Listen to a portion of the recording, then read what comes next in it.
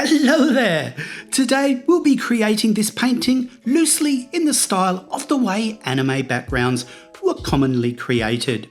Gouache and good quality poster paints, which are essentially the same thing, are used as they dry very quickly and it is to a matte finish. When wet, they can be blended easily and are water soluble. They're really fantastic. So anyway, let's get into it. The first thing to do is transfer the image. You can sketch this or transfer it from our reference image. Tape the paper to a board of some sort. The paper we are using is the mixed media paper. It's 300 GSM, so it's quite resilient. You can find this A3 sized printout on our website. Shade the back side of the printout. Flip it back over, shade it side down onto the paper and retrace the line work with a sharp pencil. Once the image has been transferred, remove the printout and lightly draw in some clouds. We have also supplied our completed painting that you can print out for reference if you like. After the line work for the clouds is drawn in, we squeeze out some colours for the sky onto the tear-off paper palette.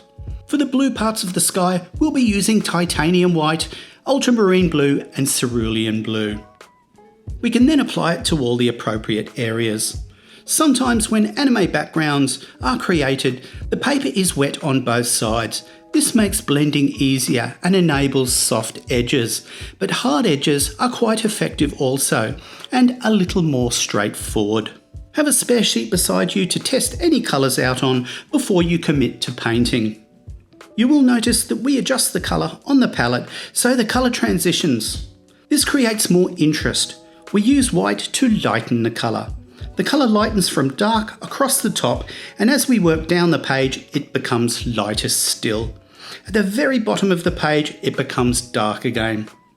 Stay inspired and don't miss a video from us. Subscribe and leave a comment below with what you'd like us to create next. We'd love to hear from you. For the clouds, we use titanium white, orange and scarlet. When we lay the clouds in, tweak the colour as we lay it in. In this case, the orange has a little scarlet tint. As we move across the page, the orange is lightened with more titanium white to more of an apricot colour. Next, we can move on to the house and begin by laying in a burnt umber wash into the roof and all of the timber parts of the building. Keep the coats light by dipping the brush into some water before charging the brush with paint. We can then lay a light grey wash into the building. Allow this to dry, then we can detail the building with a fine liner. We used the 0.7 for this.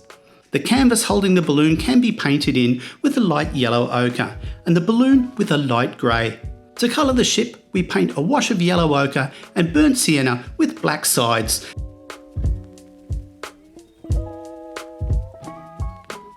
Have you created one of our projects? Make sure you send us a photo.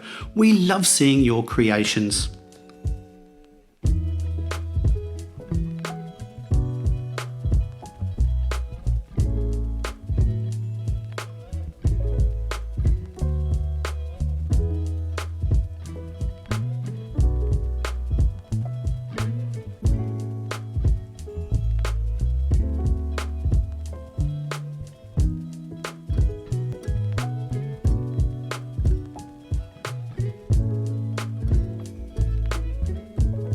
Next, we need to paint the floating island.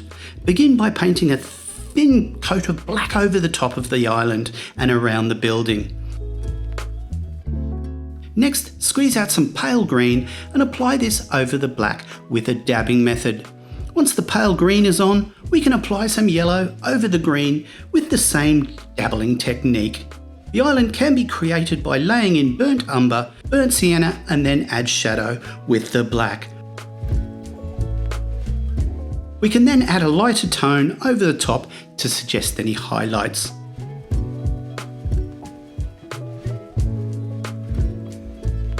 The last step is to profile the bottom of the island with a fine liner.